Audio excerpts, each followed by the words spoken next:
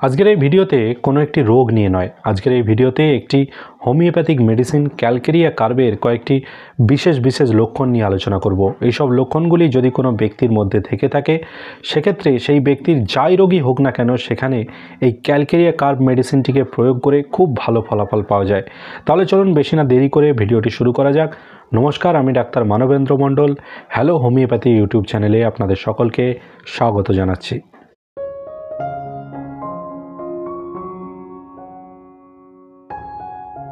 Calcarea কার্বের রোগীরা দেখতে খুব ফর্সা, মোটাসোটা এবং থলথলে শরীর বিশিষ্ট হয়ে থাকে। এদের পুরো শরীরটাই স্পঞ্জের মতো নরম হয়।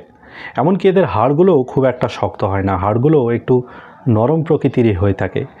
এদের ছোটোবেলা থেকেই একটা ডেভেলপমেন্টাল ডিলে দেখা যায়, অর্থাৎ এদের শরীরের সকল ডেভেলপমেন্ট একটু দেরিতে হয়। এরা যেমন দেরিতে হাঁটতে শেখে, ঠিক তেমনই এদের অনেক সময় দেরিতে দাঁত বেরোতেও দেখা যায়।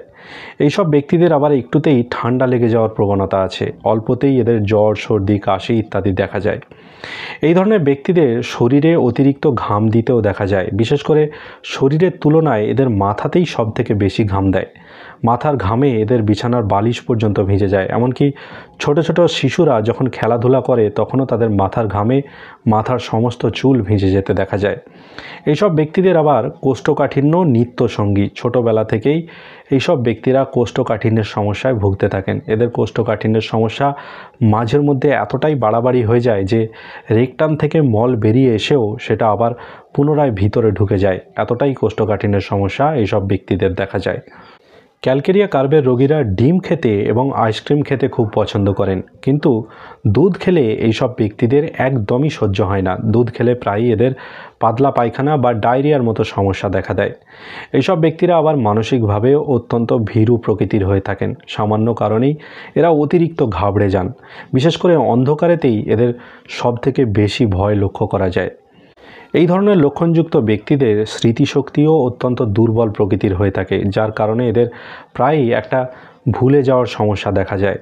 এই ধরনের লক্ষণগুলি যদি কোনো ব্যক্তির মধ্যে দেখা যায়, সেক্ষেত্রে সেই ব্যক্তির রোগের নাম যাই হোক না কেন সেখানে এই ক্যালকেরিয়া কার্ব মেডিসিনটিকে প্রয়োগ করে আমরা কিন্তু খুব ভালো ফলাফল পেতে পারি। এই ক্যালকেরিয়া কার্ব মেডিসিনটিকে যদি আপনারা প্রয়োগ করতে চান, তাহলে ক্যালকেরিয়া কার্ব মেডিসিনটিকে 50 মিলিসিমাল পোটেন্সিতে 100 ml পরিমাণ করে কিনে এনে রোজ সকালবেলা খালি পেটে 1 দাগ করে বা 1 ছিপি করে খেয়ে যেতে পারেন। তবে এই মেডিসিনটিকে ব্যবহার করার আগে অবশ্যই আপনাদের কাছাকাছি কোনো হোমিওপ্যাথি চিকিৎসকের সাথে একবার পরামর্শ করে নেবেন, অথবা আপনারা চাইলে আমার সাথেও সরাসরি হোয়াটসঅ্যাপে পরামর্শ করতে পারেন। এই মুহূর্তে যে হোয়াটসঅ্যাপ নম্বরটি আপনারা স্ক্রিনে দেখতে পাচ্ছেন, এই হোয়াটসঅ্যাপ নম্বরে যোগাযোগ করে আপনারা সরাসরি আমার থেকেও পরামর্শ নিতে পারেন বা আমার থেকেও চিকিৎসা নিতে পারেন। আজকের এই ভিডিওটি আপনাদের কেমন লাগলো অবশ্যই আপনারা কমেন্ট বক্সে কমেন্ট করে জানাবেন, এবং যদি আপনারা এই চ্যানেলে সম্পূর্ণ নতুন হয়ে থাকেন তাহলে অবশ্যই চ্যানেলটিকে সাবস্ক্রাইব করে রাখবেন, যাতে এই রকমের নতুন এবং গুরুত্বপূর্ণ ভিডিও আরও পেতে পারেন। আজকের এই ভিডিওটি এইখানে শেষ করলাম। পরবর্তীকালে আবারও এরকম একটি নতুন এবং গুরুত্বপূর্ণ ভিডিও নিয়ে আপনাদের সামনে আমি উপস্থিত হব। ততদিন সবাই সুস্থ থাকবেন, ভালো থাকবেন, নিয়মিত শরীরচর্চা করবেন।